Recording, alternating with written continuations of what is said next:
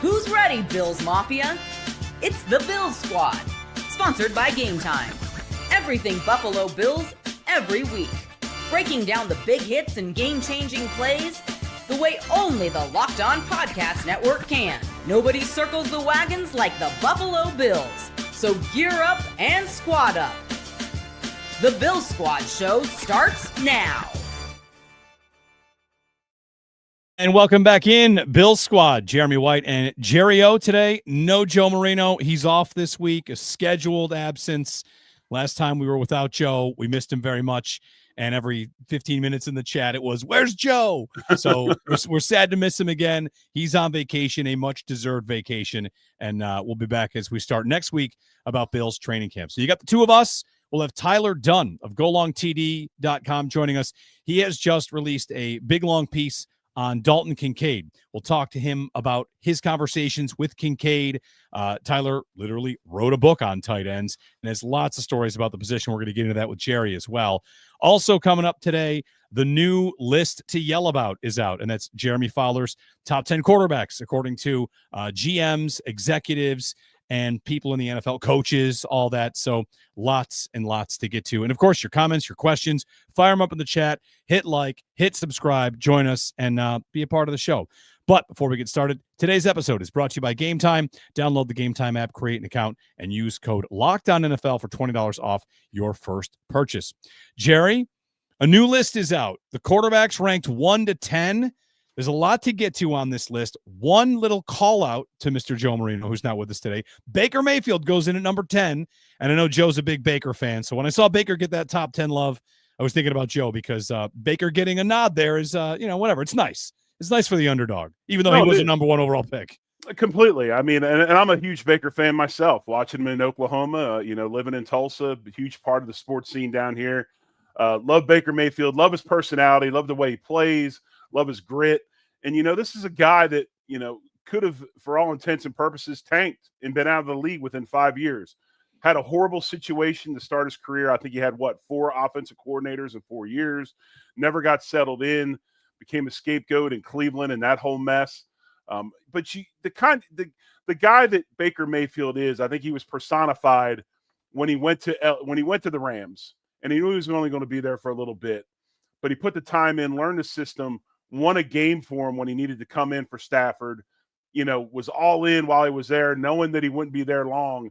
Just shows you the type of mentality and how he is. And it's easy to see why his teammates love him. Yeah. Because he has all those attributes. I mean, he's funny. He's kind of a throwback a little bit. He's like a throwback quarterback a little bit. Yep. He has that aura of the draw it up in the dirt and just, kind of gunslinger. It's really kind of what it is, right? He's a gunslinger to a point. Yeah, definitely. And, in this article, they gave him, one of the NFL executives kind of comparisons him to Favre. I don't think that's far off. I mean, They've got a little bit of that in them. Baker showed up, on campus in Norman as a walk-on, pretty much uninvited. He walked himself on. He walked up and said, "Hey, I'm here. I want to play for you." Yeah. And now he's got a great career in the NFL. So Baker's at the bottom of the list. If you're watching, you can see we're scrolling the top 10 across the bottom here. Mahomes 1, Allen 2, Burrow 3, Jackson 4. We'll get to the rest of that top 10, but that's the starting point where, the NFL media loves this. This is the MVP discussion all over again. Mahomes lands at number 1, and I think everybody kind of knows, Jerry, that he lands at number 1. I don't want to say it's all reputation, but the numbers the last 2 years for Mahomes have not been as good. His teams have still been very good, right? But their offense has drifted. He has looked more mortal to me, whereas I used to think the Chiefs would have this offense the Bills could never dream of stopping. Like, Jerry, when we would talk about Bills Chiefs, I would say, I don't need a defense. You're never going to stop them anyway. Build me a super team offense. And that has changed in the last 2 years where they look gettable. So Mahomes is undoubtedly great. I don't think anybody would say he's not great. Does he deserve the number 1 spot to you? Because I think he should not be number 1. If this is a yearly rating, I think he should be 3. At best, he should be 3. Wow. No, I think Mahomes should be number 1, and I say it all the time. I mean, this guy's going out and finished. And when he's finished, and when you finish in the NFL, what does that mean? You win Super Bowl titles, and he has multiple titles. And this is a thing, it was brought up in this article that I don't think many people talk about, with Mahomes anyway.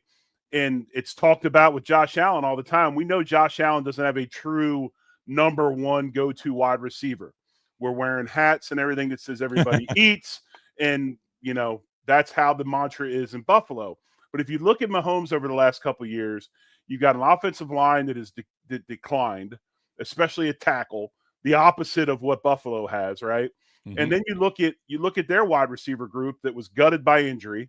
Hollywood Brown comes in, gets hurt. There's all the guys at receiver. They lose Tyreek Hill, so that group hasn't been as good. Then you go to Travis Kelce, who is obviously in decline, because of age, not because of. Is he ever going to retire? Because I keep counting on it. I have a feeling this year's the last year. This, honestly, I would believe, especially since he's hanging out more with his brother and sees the fun his brother's having. Travis has nothing else to prove. He's got one of the most famous women in the world as his girlfriend. He wants to go out on a high note. He wasn't happy with last year.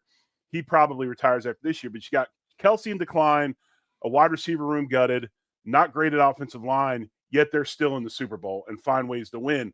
Why is that? Because of the guy that's taking snaps. I mean, I give him a lot of respect. I'm not a fan, not a fan of him personally, but I'm a fan of him as a player, and I think he deserves that respect. Sure. To me, I feel like I want to establish a rule for any one of these lists where you're ranking quarterbacks, and that rule is just that Allen and Jackson, Lamar and Josh, they have to be next to each other no matter what you do, and I'll tell you what I mean.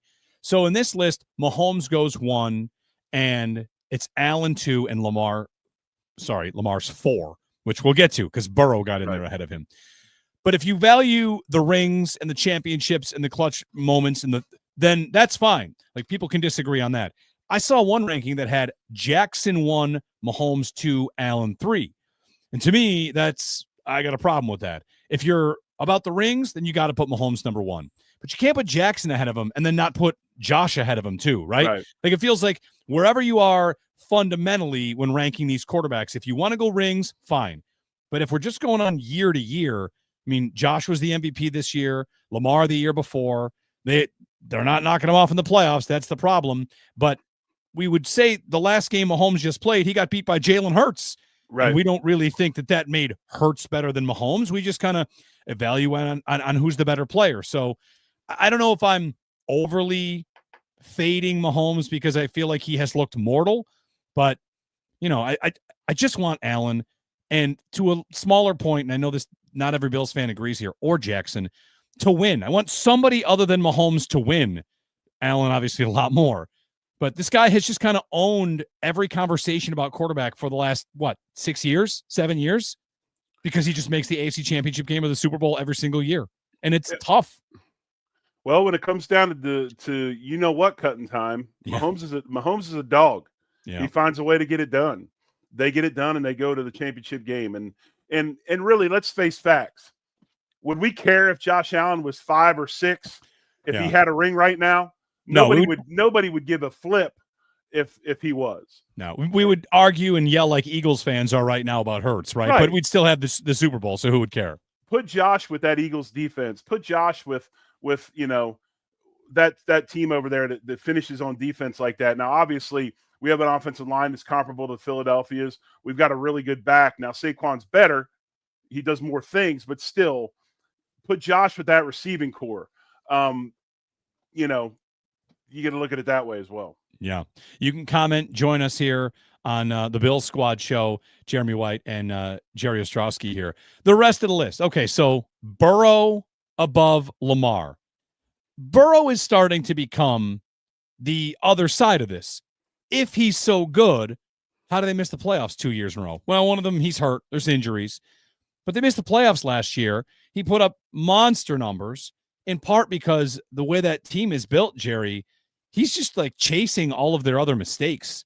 Like, right. Allen and Burrow play such not different positions, but Allen's playing as part of a controlled offense that does not pass very often by league standards. They're under pass rate over expected. They play sound defense. They limit their possessions. They play an efficient style. And here's Burrow. He's got to score 50 every week or else they don't win, which is how you put up 49 touchdowns and 4,900 yards. It just shows you how much of an emphasis the athletic side of playing quarterback has become in this league. Because like one AFC scout said in this article, and I agree with him, if you make this ranking strictly based on how you play the quarterback position, Burrow is number one by a landslide. I mean, as far as his footwork, the way his release is, his angles, all that stuff, Burrow is the best pure quarterback out of this whole group. But he lacks a couple of things. He lacks durability, and he lacks that big playability like Mahomes has, Josh Allen has, and Jackson have, and for all intents and purposes, Jalen Hurts has.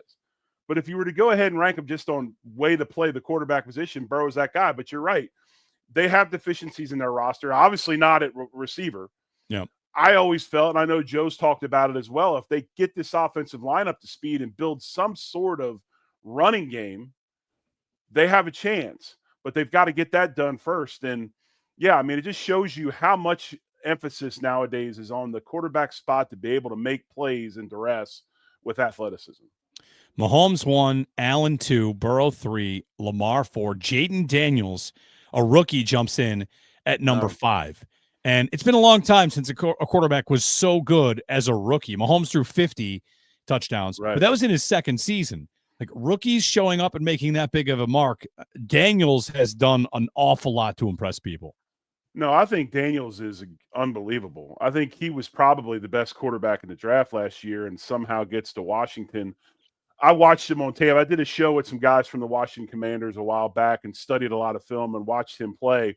Once he understands this last piece, which is not, these college guys think they can hold on to the ball forever and eventually they'll be able to make plays. And that just doesn't happen in the NFL, right? You're not going to just go ahead and hold on to it forever. You can do some of that, but there's sometimes you got to get rid of the football.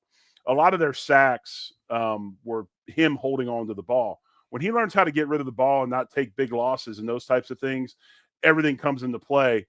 Incredibly impressed with this season. I think the sky's the limit for him.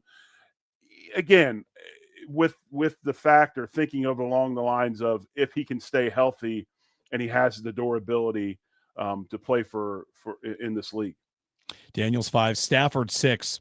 My favorite thing about Stafford, I just kind of liked him. I thought he was in Detroit, didn't have a lot around him, right? No. They did not know what to do with a franchise quarterback. There's that one kind of iconic moment where he plays with a broken arm or something and throws a touchdown and runs off the field to get treatment right away.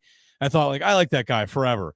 And my other favorite thing, Jerry, about Stafford is that a lot of active NFL quarterbacks talk about Stafford like he's their favorite guy to watch. Playing the quarterback position, kind of like what you just said about Burrow. Like, Stafford is another one of those guys. You're not getting after, the play breaks down stuff. You're just getting top tier level surgical stuff. And other quarterbacks are always raving about his mind for the game. No, I agree. And my other favorite part about Stafford is he shows up every week. He shows up, he plays. I know he's played hurt. He's a tough guy. Makes the plays that are there. You don't see him miss many open plays. When plays are available, he makes them. And tons of respect for him. Obviously wins a Super Bowl in L.A. I don't know why Detroit felt the need to make a swap for him and Goff, but they must have had their reasons. They wanted to go ahead and get a fresh start. Maybe Goff fit the Johnson scheme better. But, no, I have a ton of respect for Stafford. And the big thing for me is, as a pro, when you're there every week and you show up and you put the numbers up like he does, that's big time. Yeah. Herbert, Goff, Hurts, Mayfield. We talked a little about Hurts and Mayfield. Herbert is one that you have a thought on him? It feels like people really want to see more. The executives, the GMs, they're always putting him right near the top. And it just, how many years in, you feel like you should have, I don't know, a playoff win, an AFC championship game appearance, something. You feel like he's given the credit of a Mahomes or an Allen level talent, Burrow, and the resume does not match up. No, I mean, you're talking about a guy that has 21,093 career passing yards, which are the most in NFL history through 5 seasons. I mean, huge numbers in the passing game. Just can't get over the top. I mean, he's a guy that seems to have nagging injuries. He does take some big hits. And anyway, and this is my estimation on him, if he cannot thrive in this Greg Roman offense, which is run heavy, I don't know if he can thrive in any offense. When I mean thrive, I mean go to the next level win Super Bowls. They have an offense now that's a high percentage offense that protects him. He doesn't have to be Superman and do a lot of things that he did in the past. And I would expect him over time with a better offensive line, because you know that Harbaugh's going to have a good line up front in front of him to protect him. If he can't thrive in this offense, I wonder about the fact if he can thrive in any. So it'll be big this next couple of years for him as far as his career goes in the NFL. One more thing on Burrow. Had a comment here in the chat that I like quite a bit. Comes in from David, who writes in, anyone notice in the Netflix quarterback show, which I just did start watching. This year, Burrow and Goff are super interesting to me. Cousins is on that show again this year too, but he was on 2 years ago. Spagnuolo told Burrow he's the best after our guy, meaning like Mahomes. And David writes in, I felt that was bulletin board stuff for Josh. It is interesting to think about that because, how does Spagnuolo view these guys? And that might just come down to wins and losses too. Spagnuolo, how many important losses does he have to Josh Allen? The answer is, well, none in the playoffs. And he does have a loss to Burrow in the playoffs, just one. I wonder, is that bulletin board material for Josh? I don't think so. I think he knows he gets plenty of credit, but it does speak to that Cincinnati has a guy like this, and yet to miss the playoffs, it's I don't know if it's a mark for Brandon Beane, if it's a mark for Andy Reid, Sean McDermott, all that they have a guy that good and still miss the playoffs is almost impressive. So we'll see if Cincinnati can bounce back this year. So thanks, David, for that comment. Yeah, I don't. This top 10 list as far as quarterback goes, when you're talking to the top 5, it's a lot like the discussion we're going to have here in a little bit about the tackles. They released a tackle list yesterday and where those guys are. And I truly believe that Deion Dawkins is a top 5 tackle in the league. He was number 8 on the list. You're splitting hairs when you start talking about these guys, Mahomes, Allen, Burrow, and the likes. I mean, you can say what you want. I mean, I don't know if a guy that wins an MVP in the league needs bulletin board material. I think he's pretty well vested as far as what everybody knows he can do and those types of things. But no, I get it. I mean, Burrow, I could see Spags saying that because Burrow, as far as pure passing and those types of things, and Bills fans know, we watched Burrow carve up the Bills defense forever.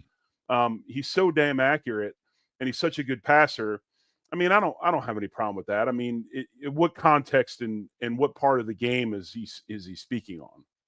Jerry mentioned it. In a moment, we're going to get to the Bills tackles getting some love on one of these executive lists, and also a developing story around the NFL. Why aren't the second-round picks signed? 30 of 32 are unsigned. That includes Bill's second-round pick, TJ Sanders, who people have a lot of high hopes for. So when we return, we're going to dig into that issue, dig into the tackles top 10. Tyler Dunne coming up in a little bit as well to talk tight ends with us. This is the Bill Squad Show. Hey, we've all been there, logging on early and waiting forever to get concert tickets. To see them go on sale, only lose your spot for a show you've been dying to see. Live music should be about making memories, not dealing with the stress of ticket shopping. That's where Gametime comes in. Gametime makes getting concert tickets faster and easier than ever. Prices drop as it gets closer to showtime. You can save up to 60% off with their killer last-minute deals. So if you're tired of endlessly scrolling to find the best deal, Gametime's zone deals pick the best seats in your section for you. If you're wondering what a view will look like before you buy, the app shows you a panoramic seat view. So no surprises. Worried about what happens if plans change? Gametime Guarantee has your back with cancellation protection and more. Take the guesswork out of buying concert and show tickets with Gametime. Download the Gametime app, create an account, and use the code LOCKEDONNFL for $20 off your first purchase. Terms apply. Again, create an account and redeem the code for $20 off. That's LOCKEDONNFL. Download the Gametime app today. Last-minute tickets, lowest price, guaranteed.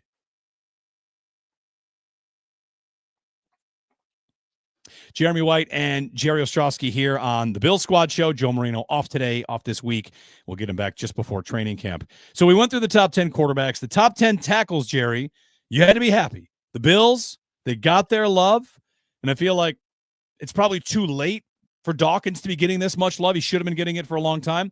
And Spencer Brown's getting it right on schedule. Like, he has had a heck of a run here, and to see both Bills tackles getting mentioned in Jeremy Fowler's executives piece is it's nice to see these guys getting the love they deserve. Exactly, and I think this is Deion's first time on the list. I was surprised by that. He's been just off the list for quite some time. moves into number 8. And we talked about this a little bit last night on our overreaction show because this list was dropped yesterday. And I think the biggest thing with Deion is this. I truly believe Deion Dawkins is a top 5 tackle. I really do. Now, again, we're talking about a list that has some great players. But the thing about Deion is I think he suffers the same fate as Josh Allen when you get into a lot of these ranking deals. When you watch Deion play, they can't put him in a box. When you evaluate him, you look at certain things. Is he technique sound? Not really. For him, he is. He does some different things. He's an outlier. And the NFL doesn't like outliers because when you go into a meeting and you have to tell the group why you took somebody at that spot, they don't want to hear, well, I just have this feeling about him. You know, they want to hear, well, because he can drive catch. He can do these things. His hands are good. He finishes. And I think Deion kind of fell. It's same thing with him coming out in the draft, why he fell to when he did. They just didn't know where to put him. And one of the execs made the comment, he said, much better football guy than maybe you would, as far as that goes, as opposed to maybe athlete or prospect, which tells me they're looking at him and saying he's just a hell of a football player, which he is. But I think he falls in that same fate where they can't grasp or really do an evaluation of him. They don't know where he fits. So when you don't fit in the box in the league, then you get penalized for it. But obviously, we love him. I think he's a top 5 back or top 5 tackle. He's terrific. And I'm glad he's on our football team. Yeah. Dawkins, I try to spend as much time as I can just pumping him up because not only as a player, but as a community ambassador. How about as an ambassador for linemen? Like getting that award created and all the stuff he does in the Buffalo community. He's such a cool guy. Like everything about him. There's so many things I like about him. And he's a hell of a player. Right, but again, this is this new age of football that we live in that McDermott has embraced. Yeah. He's allowing his players to be individuals within a team concept. Not too long ago, this will be frowned upon. You're going to show up at the same time. You're going to wear the same things. You're going to do the same stuff. And with the way these kids are nowadays and the way they're developing and the social media and all the stuff they have, there's a huge individual side to the player. And you got to let that come out because when he walks through the door in Buffalo, you generally know he is a happy person and happy players play well. And I think that's why he fits so well in Buffalo. So the offensive line set. We're pretty happy with the offensive line. The defensive line for the Bills as we go into camp, we mentioned last segment, we'll dig into this here. Well, this is an NFL issue, not just among the Bills, but an NFL issue that right now there are only 2 second-round picks that have signed. 30 of 32 second-round picks are unsigned with camps opening. So to kind of break down what has happened, it's not all that complicated. It's a little spat between all the players and ownership/GMs. The first pick and the second pick of the second round got fully guaranteed contracts, and it stopped right there. The third guy would have said, all right, fully guarantee me. Usually the rookie wage scale, Jerry, has kind of just, you flick it over and the contracts go down like dominoes. But right now we have an impasse. 30 out of 32 second-round picks unsigned with camps opening. To add one more little piece to this, the Chargers are in the news because Trey Harris. He's the first one that's holding out. That's not because he's the next pick. It's because they have the Hall of Fame game. Their rookies reported the earliest. Bills rookies report tomorrow. So TJ Sanders, we'll know tomorrow if he's going to be one of 30 that hold out. If 10 are going to still hold out, what's going to happen? But the whole thing boils down to owners not wanting to enter a landscape where they guarantee second-round picks their full contract. Right. That's really it. And that seems kind of wrong to me. I feel like the public should be on the side of the players here. No, this again goes to what I've said a long, long time, and this is a very, very this is a problem with the NFLPA. Last collective bargaining agreement, the NFLPA, for very few times in the history of the league have the players had power. And last negotiation, the players had a lot of power. In my estimation, the players should have went on strike, but they didn't. And they went ahead and they settled quickly, got what they got. And this is an NFLPA thing. They should have fought for this for the second-round picks, not taking some of the carrots that were dangled in front of their face and then ran with it. It doesn't – you guys, it shouldn't surprise you that there's huge articles out there in the last few days about collusion between the guy that runs the NFLPA and the NFL owners. All right. There's a reason why that guy is there. All right. This has been across history in this league. There's been collusion. I know Gene Upshaw got a ton of a negative press for it, but Gene was a little bit different. I thought Gene did a wonderful job. But since Gene is gone, it's been not great. And it wasn't exactly perfect when Gene was there, but so it shouldn't shock you that we're in this situation that they don't want to give second round picks guaranteed money. It should have been in the CBA. You're going to give guys in the first round guaranteed money and an extra fifth year. They should have done something for the second round picks as well to make it a lot less, to let teams pick and choose what they want to do and put us in this situation. And the battle, of course, is going to be about precedent. Like I think it's very easy to make the case. Jaden Higgins, he signed that deal. The total value of that deal is $11 million. That's right. Josh Palmer for a year. Just that's what they're fighting over here. It's a 4-year deal guaranteeing as much as for the Bills, Josh Palmer gets in one single season. So it's not like this is big money to guarantee. The idea is, I guess, GMs are always going to want their outs because guaranteed money is going to go on the cap, and owners are going to want to save wherever they can, even though the money that's coming into this league, Jerry, I mean, it's astronomical. Right. They're going to opt out of all their media deals and get new media deals, and everybody's going to go up. And here it's just like a second round pick saying, hey, can I just get a guaranteed contract? Can the lot of us just get some guaranteed money for jumping into this complete cash cow of a league? And I understand why they're pushing back, owners, because you don't want to give anything up for free. But man, it's a petty amount. I know $11 million sounds like a lot, but in the NFL terms, it's like a petty amount of money. Oh, it's an incredible petty amount of money. And if this was the Major League Baseball Players Association, if this was the NBA Players Association, they wouldn't have been playing the games. And I don't have any. And this is the thing I want to emphasize. And we talked about this a little bit off the air. I want you to emphasize this. Don't be upset with TJ Sanders that he might not be at training camp to start. This is a fundamental deal where all those guys are in the right. A couple of teams set the precedent, and they need to go ahead and try to take care of themselves as well. This is what they're supposed to do. So this isn't a TJ Sanders thing. Yeah. This is a problem between the NFLPA and the ownership. That's the issue. How about level of concern? So rookies are supposed to report tomorrow. The first practice isn't for another week plus. So it's not like Sanders would miss a camp practice yet. If we get to that point, does it become a concern for you? Last year we saw Cole Bishop, second-round pick, missed a lot of practices at camp, is talking about how important those reps were. If it's Sanders that's going to miss time because all second-round picks are going to sit for a week, or who knows how deep this thing goes, when does it become a concern for you? Or is it just a push because, well, if every team's going through that, then it is what it is? We're not talking about Joey Bosa here. We're talking about a freshly drafted rookie. And we're going to talk about our three big stories here in a little bit on the show today. And not giving anything away, TJ Sanders was drafted to play. TJ Sanders was drafted to possibly start. And him not being at one practice to me is a concern. We're not talking about Joey Bosa. We're not talking about an 8, 9, 10-year vet that understands it. While Sanders was in mini camp and he was there earlier and understands things, these rookies got to be on the field from day one. And they've got to – the league's got to figure this out and get these guys in camp, because second-round picks aren't guys that you, maybe we'll put him on the practice squad. Maybe he'll play a little bit here. He'll be inactive most of the time. These guys nowadays, because of the cap, are relied on to play a lot early. So he needs to be on the field at practice learning as much as possible. We might get that info tomorrow on whether or not he is going to be there.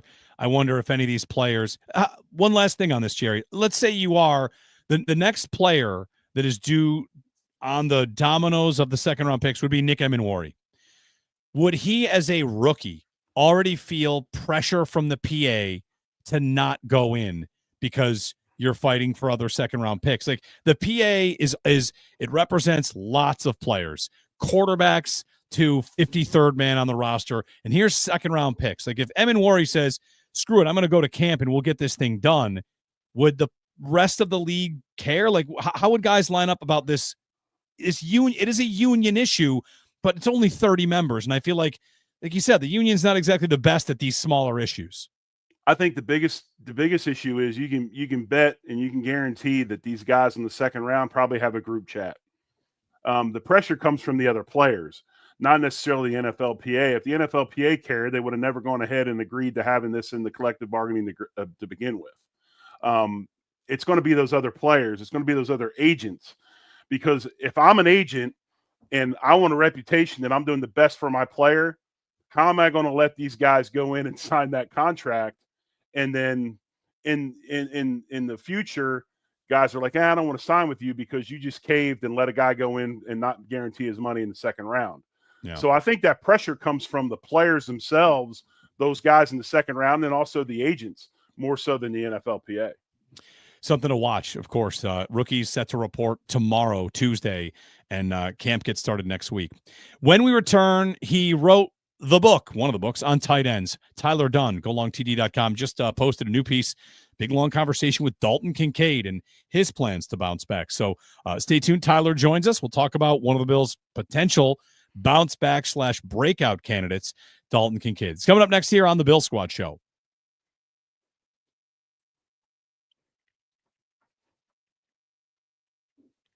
Jeremy White, Jerry Ostrowski. No Joe Marino today. He's off this week. A much-earned vacation. We're holding down the Bill Squad Show, talking Bills issues with you. You can comment. You can throw something in the chat for us, like and subscribe, and we'll get some comments later on. We have a little more room here when there's only two of us to bring in guests, and joining us now is from his back patio is Tyler Dunne of golongtd.com. He's just posted a piece on Dalton Kincaid, and Tyler, you wrote the book on tight ends, right? The most recent book on tight ends. So you're an authority here in the tight end universe. I try to be, Jeremy. I mean, it's football personified, right? Jerry knows this. You got to block. You got to catch on 3rd and 8. You got to roll. You got to do a little bit of everything. And I thought that, like, Dallas Clark put it best. He's like, the linemen hate us because we step on their toes and we get in their way. The receivers hate us because we eat up their targets. Like, we don't have any homes. He's like, that's why my best friends were all the specialists with the Colts. So it's psychologically, you got to work through a lot. And hell, Dalton Kincaid certainly did work through his stuff this offseason. Definitely. You know, one of the things that I think you do a great job in this article, and Tyler, good seeing you. I know it's the first time we've ever talked, but one of my favorite lines in your whole article is, we're not talking about him bench pressing, wearing an affliction t-shirt while System of the Down is blaring in the background. I took, when you wrote that one short sentence to me just painted the picture, and I could relate to that because I probably did bench in an affliction t-shirt while jamming out the System of the Down. But I think you make a good point. Before we get into some other things in this area, we talk about, there's been so much emphasis placed upon his physical development and getting bigger and stronger. But let's not get crazy. We're not going to take a 240-pound guy and make him 260 and take away all the things that made Dalton Kincaid great. And I think you made a good point of explaining that in that article. Well, thanks a lot, Jerry. And it's great talking Bills with you as well, watching you growing up. I kind of want to ask you all the Rob Johnson, Doug Flutie questions you've been asked your whole life. That's off the air stuff, man. Okay. I'm unabashed pro Rob, so I should probably put that out there. Okay. He's just way too cool. But, Dalton, I had the same kind of fear that you alluded to, and I might have talked with Jeremy about this in the past, sitting there when Brandon Beane and Sean McDermott are going out of their way to say that Dalton Kincaid needs to strengthen up, right? You don't really hear GMs and coaches that honest, that blunt. And actually, Brandon, when I saw him later in the offseason, kind of admitted, maybe I should have reworked my language a little bit.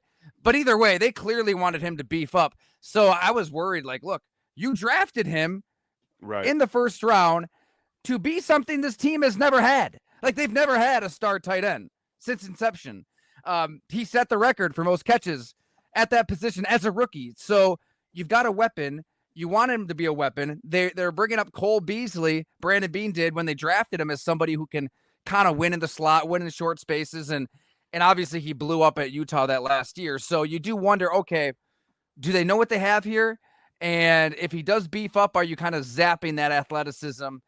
Dalton Kincaid said he was never worried about it, that he stayed in constant communication with McDermott, with Beane, and everybody kind of knew where he had to get to. And Will Greenberg, he kind of took the lead on what he's exactly doing in the weight room. Right. Don't get me wrong. He did throw up a lot of weight there's a lot of bench pressing and, power moves going on, but I think they incorporated a ton of agility stuff, athletic kind of movements, so he doesn't stiffen up and become somebody he's not. He wants to play at just a solid 245, not 260, not 265. Right. Tyler, Go ahead. Go ahead, Jeremy. No, go ahead, Jerry. It's fine. I was going to say, people need to understand nowadays with the science of the weight room, there's so many things you can do, what they call triple joint extension, which is ankles, hips, and knees, right? That you can get really strong while maintaining and still training as an athlete. And I would have to think that's what they did with him quite a bit this offseason. You know what? I wish I got more specifics because I'd love to know exactly what he's doing in there, because I'm sure there's a ton of that. And look, I get it. Everybody's hurt playing football. I mean, you remember that locker room, Jerry. I mean, by November, December, nobody's close to 100%. Right. But I think that those knee injuries were a lot worse than we even imagined. And maybe like, both hurt. He had the PCL in one, and then I'm going to mispronounce it. What is it? The Morel Lavelli and the other, all the fluid buildup in the knee. And he had no clue what it was till after the season. Right. But he said he couldn't even bend his knee. Like he couldn't really bend it. And he's out there feeling stiff. And I think you painted a great picture with the article, because because I was actually a guy that had my knee drained every week. So I understand the whole concept of the bursitis and the stiff knee and all that. But the other thing you added that I think kind of ties in with these injuries, and you did such a good job illustrating it, is when you brought in the Mac Hollins piece, where Mac, as the season went on, actually lifted harder to stay healthy, to maintain his weight, because, if you don't lift, a lot of those guys that are hard gainers lose weight. And I think when you have the knee injuries, you can't attack the weight room in week 12, week 13 like you could before the season. And I think that starts to compile as you're trying to rest this injury, not getting the weight. Eventually it catches up to you. And as we saw with Dalton Kincaid, that's exactly what happened. Right. I think Dalton Kincaid isn't alone in this, but he was thinking if you lifted weights deep into the season that it would be counterproductive. Right. And who knows? Maybe it's like that basketball player in him, that basketball background. He didn't play varsity football until his 12th year, his senior year of high school. And I mean, I remember back in high school, I was terrified of lifting a weight. It's going to throw off the jump shot, right? It kind of applies to football too. You wonder, man, on Sunday, you're just throwing your body into these car wrecks for 3 hours. Do you really need to be in that weight room? Overdoing it? That my inclination was probably the same as Dalton Kincaid. I just assumed that players didn't really do a hell of a lot in there. If they did, it was probably like high reps, low weight, that kind of thing. But he said looking at Mac Hollins get after it and then seeing how fresh Mac Hollins was late in the season, this is somebody that probably shouldn't be in the NFL talent-wise in year number 9. Got another contract with the Patriots. Was their leading receiver in the AFC Championship game. Yeah. He's going to try to do the same thing this year. Tyler Dunne joining us here on the Bill Squad show. Tyler, your long form piece about Kincaid, we're kind of detailing here the physical transformation. What you start out talking about is the mental battle that Kincaid kind of had to deal with after dropping. I feel like drop is debatable. It's a tough catch. It's a catch you'd like your first round tight end to make. It's a catch he'd like to make. It's a catch that not every Bills fan's treating like it's Ronnie Harmon dropped the ball, but it's there.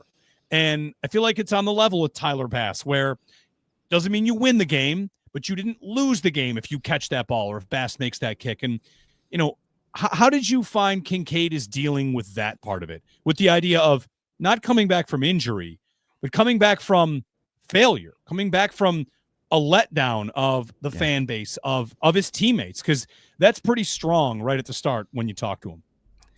No doubt, Jeremy. I feel like we can talk about the knees. We can talk about the physical, needing to strengthen up. All of that is important, but it all pales in comparison to psychologically, where is this guy? 25 years old, year 3 in the NFL. People hear your name, they're thinking of that play.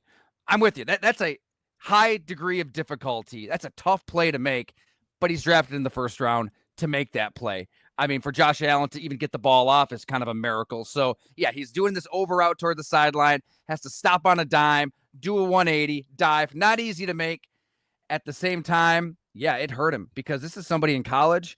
According to his tight ends coach, we chatted at length for the story as well, dropped only 2 balls his entire collegiate career. One of them was kind of similar to this play where he had the dive and it was low, it was difficult. So maybe really only 1 drop his entire college career. So he looks at it as a drop. It hurt him. And I think inside that locker room, he was still, quote unquote, numb. That's the best way he described the feeling. He is just numb. He's out of it. He's there, but he's really not there. And people can subscribe and read the story for more. But Micah Hyde is the one who came up to him. Now, remember, he's not on the roster. He's on the practice squad. He's kind of signed to be around. He was brought in for this kind of presence, right? Right. Yeah. To be there, to be a voice, to be a leader. And so everybody's being warm and fuzzy. Everybody's hugging him, consoling him. He's getting all the texts. And you think that's what a guy needs in that moment, right? A hug. And he probably did to an extent. But Micah Hyde just went up to him and said, look, you've got to effing own it. You got to talk to the media right now. Wipe those effing tears away. Own it. And Micah Hyde, I covered this game at the Milwaukee Journal-Sentinel. He went through the same exact thing. In 2013, wild card round against the San Francisco 49ers, he undercuts a ball. Colin Kaepernick threw to Anquan Bolden. 4 minutes left, tied game. It's a little high. It's not easy, but he drops it. And he would have returned that for a touchdown. And he wishes he had a vet in the locker room kind of speak up to him in those terms. So that's why you have a guy like Micah Hyde in the locker room, right? That kind of presence, knowing exactly what to say, because not only did he talk to the media and own it in the macro, I think that just kicked off his offseason the right way. He attacked this thing, didn't hide from it, watched the game the next day. I was surprised he did. I thought he would have taken that film and thrown it into Lake Erie, watched it all, owned it, and did something about it. That won Bill's drive. But Tyler, there's an unwritten characteristic of Kincaid that you kind of allude to in your article, and you have to kind of understand things to see it and know it. And I thought you did a good job illustrating it. If you play for Kyle Whittingham at Utah, he's one of the guys. He demands toughness out of his players. That he's one of my favorite coaches in college football because of the way he runs his program. So when we think about Dalton Kincaid and we think about this tall, lean, blonde-headed guy, long hair, playing a flex tight end spot, and you think about finesse and all this stuff, Kincaid's a tough dude. He's got toughness to him, and him getting through this drop, if you want to call it that, doesn't shock me. And him being and living in the facility all offseason doesn't shock me. Kincaid's a tough guy, and I think he's going to be just fine as long as he stays healthy, and that's the biggest thing with him. But I think if you know Whittingham, you know the Utah program, and you read between the lines of the piece you wrote, that's one thing that I think people need to understand about him. He's a tough dude. He is. Right when he first transfers there from the University of San Diego, which I didn't even know they had a football program, right? He walks onto that program. I got a comment about that in a minute. Go ahead. Oh, sorry. I probably hit a sore spot. So he can pick, from several Power 5 schools, goes to Utah when they've got two established guys there, one all Pac-12 tight end, another guy who played in the NFL for a bit. And the coaches, the Whittinghams, right, and his brother's the tight ends coach. They're like, why do you want to come here? And Dalton kind of joked, well, we can do some 13 personnel, get 3 tight ends out there. He's just confident in himself. He knew all he needed was his shot, and he got that shot when somebody tore his ACL right ahead of him. And then he has the big game against USC. He has a game against Colorado late in the first half. You can watch it. He crashes down hard and breaks his back. I mean, he has cracks in his vertebrae, and he wants to play through. He did play through it. He played in the Pac-12 championship game when they crushed Caleb Williams and the Trojans. And then, the x-ray didn't really show it. Then they look at the CAT scan and they're like, dude, you've got cracks in your vertebrae. You're not playing. He wanted to play in the bowl game. How many guys just sit out bowl games because, they don't want to hurt their draft stock, which is understandable, by the way. Yeah. He wanted to play. They kind of had to help him protect himself. So, yeah, he's physically tough, mentally tough. And honestly, Jerry, I kind of had the same preconceived, He's got a nice head of hair. I'm very envious of that. the blue eyes, the kind disposition. You can't judge a book by its cover. Right. Like, how tough is this guy? The basketball background. Yep. He's tough. And I think mentally even more than physical. But you talk about San Diego. University of San Diego is in the PFL, which is a non-scholarship football league that plays FCS football, 1AA. My son played tight end at Drake, which is in the PFL, and Kincaid's kind of like their tight end Jesus. Like, they all look at him like, and he was there for 1 year, and they're like, Dalton Kincaid. I heard about Dalton Kincaid forever. But what's funny is when they really put emphasis back on football, revitalized the program at San Diego, their first coach was some bum named Jim Harbaugh. So Harbaugh right. was his first head coaching job in college was there before he went to Stanford and then obviously Michigan and all that. But yeah, Kincaid is the PFL's tight end Jesus for all the tight ends in that league. Also, where he started playing Catan, Settlers of Catan. Now, that's when he first started playing, and now at St. John Fisher, it's kind of that's what these guys go at it. Yeah. And he said Josh Allen had the most impressive win he's ever seen. So of course, right? Of course, the guy. Listen. Starlet I'm gonna pause here. I've played a lot of Catan. I know Josh Allen can do a lot of things. Oh, here we go. I just want to say, what's the most impressive Catan win possible? All right. Did he just tell like me? Hey, this is between you Mensa guys that play Catan. It's not even that hard of a game. I'm much more of a war and gin player. You guys go ahead. All right, I had to look it up. You tell me, Jeremy, if this is impressive or not. I forgot my story. It's all in there. Dalton said that Allen managed to score all of his victory points in 2 cities without building a single road. Is that hard to do? Maybe. I haven't played in a while. I'm going to give you a little secret. I would imagine money is involved with points, and so I'm sure there's exchanges going on, so it doesn't shock me that Josh Allen's really good at Catan. Yeah. Probably does not even care about the game. Probably only cares about the end result. Winning without roads. I think that is impressive. All right, I'll give it to Josh. Maybe that's the name of your next book, Tyler. Winning without roads. Tyler Dunne. The Blood and the Guts is the book, right? The tight end book. You can of course grab that still. But Tyler, before I let you go, anyone that wants to read the Kincaid piece, golongtd.com. Maybe people only know Tyler from that piece about McDermott a while back. I saw you in a podcast. I saw you in a podcast with Andrew Marchand talking about how, since then, quite a lot has happened. And, it's nice to see you talking with the coach and talking with Kincaid. Share as much as that as you want. I know you talked about it, Andrew Marchand, and wanted to mention, of course, because I'm sure you still get plenty of, hey, that's that guy, right? Of course. I can't imagine you two don't have something like that to speak about in common. So I'll just kind of slip back and let y'all have at it. You know what? It's we could talk about this for an hour. But yes, in December 2023, 3-part series on Sean McDermott, the Bills were 6-6, bashing their head against that playoff Super Bowl wall, right? Like, I think there's a lot of curiosity here in Western New York and beyond. What in the hell is going on? Mm-hmm. So yeah, I didn't have. I worked at the Buffalo News before, Bleacher Report, and then when I launched Go Long, for whatever reason, didn't have a credential in the building, which is fine. Phones exist. I talked to dozens of players, coaches, people in and out of the building. There's a lot of good in there, too, on the head coach, but also a lot of bad and a lot of ugly and a 9/11 anecdote, what have you. I'm sure a lot of listeners and viewers have read it, which is appreciated. But I tell you what, and I have to give Sean McDermott a ton of credit, Derek Boyko in the Buffalo Bills Media Relations Department a lot of credit, because I think that a lot of teams, a lot of head coaches, a lot of PR departments, that story comes out, and I've written these before. New York Giants, the Dave Gettleman era, Aaron Rodgers and Mike McCarthy back in those BR days. I think the inclination is to say, F you, as in me. Screw that guy. He's dead to us. We're not talking to him again. If we talk to him, we're going to mother F him up and down because we didn't like how something was portrayed.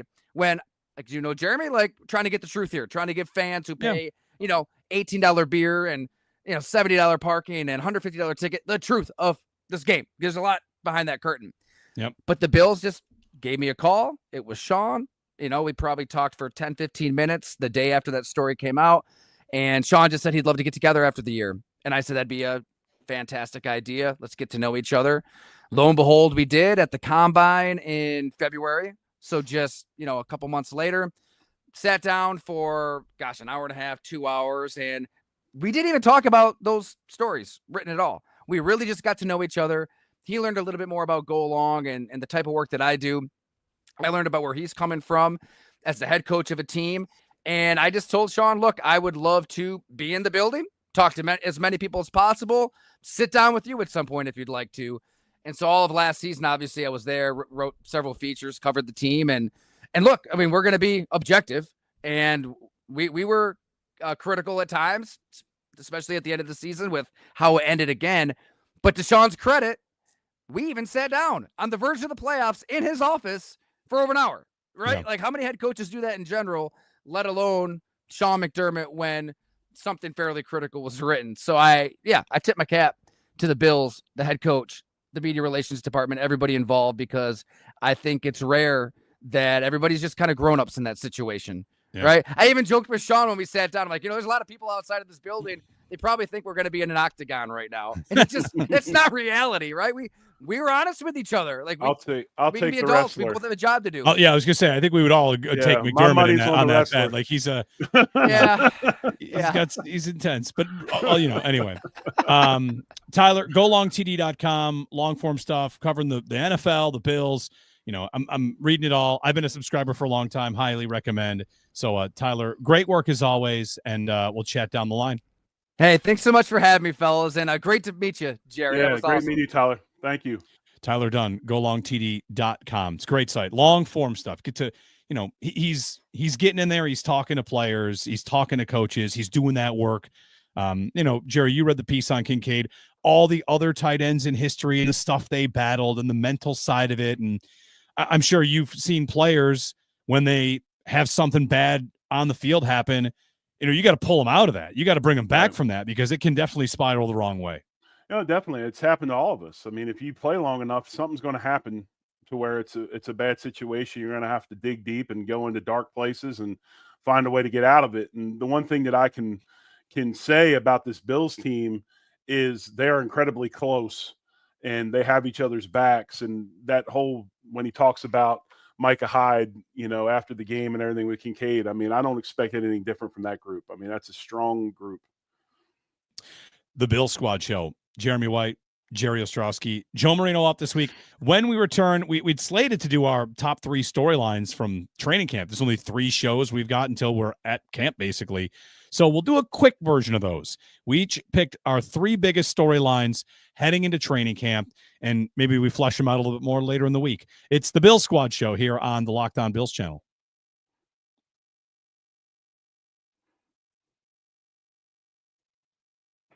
All right, the Bill Squad Show rolling along.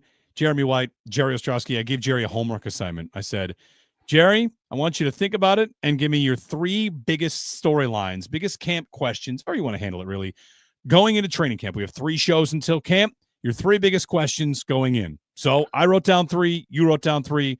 We'll rip through these real quick, see where we cross over. So what have you got?